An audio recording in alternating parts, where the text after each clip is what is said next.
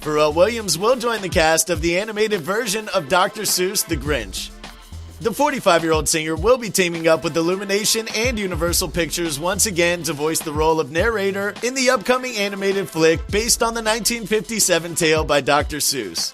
Grammy nominee Tyler, the Creator, has written and performed an original song called I Am the Grinch for the motion picture and will collaborate with Danny Elfman, who has written the film's score.